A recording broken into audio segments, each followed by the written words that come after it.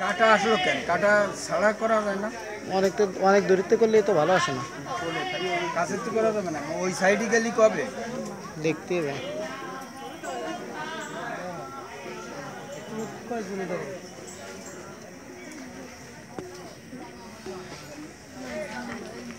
গেলি কি আলো তো আসবে ইধারে? একটু হালকা হালকা গুলো দাও। ইধারে আসেন।